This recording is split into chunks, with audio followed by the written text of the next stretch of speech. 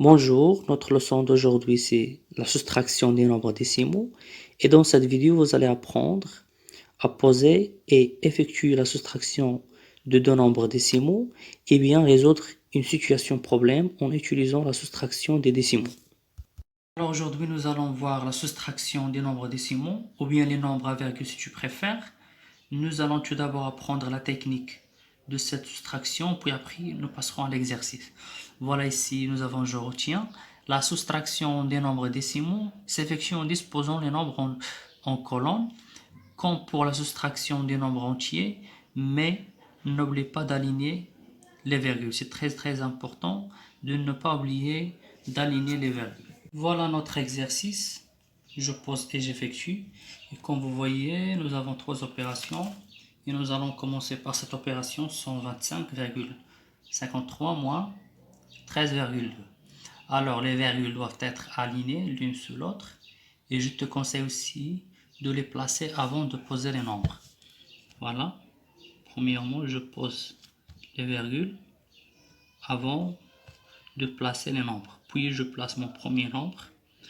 Ou bien j'écris mon premier nombre, 125,53 moins 13,2. Et je souligne mon petit trait. Voilà. Alors, parfois, tu vas te retrouver avec un chiffre après la virgule en bas ou bien en haut et deux chiffres après la virgule. Là, tu peux compléter par un 0 pour que ce soit plus facile à calculer. Tu peux compléter par des zéros ici. Alors, 3. Alors, on commence le calcul par la colonne de droite. 3 moins 0, 3. 5 moins 2, 3. Je n'oublie pas de placer tout de suite la virgule. 5 moins 3, 2. 2 moins 1, 1. 1 moins 0, c'est 1. Voilà. Alors, 125,53 moins 13,2 est égal à 112,33. Passons en deuxième opération.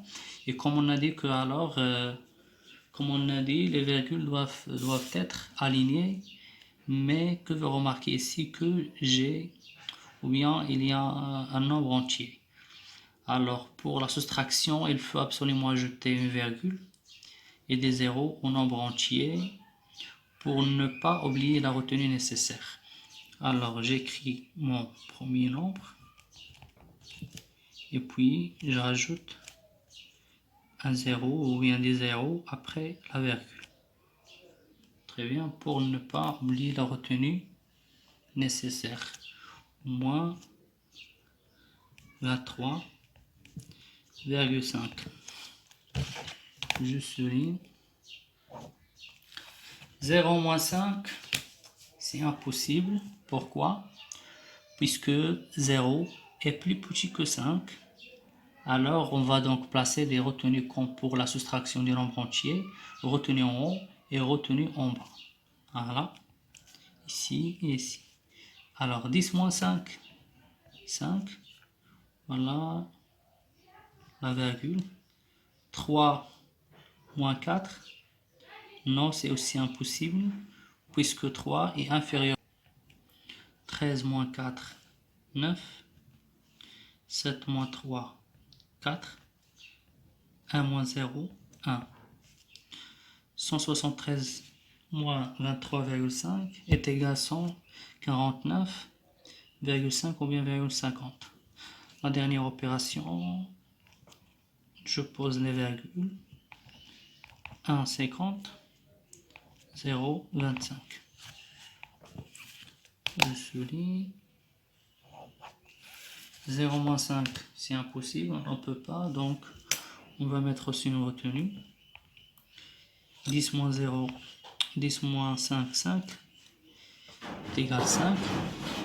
5 moins 3 est égal à 2.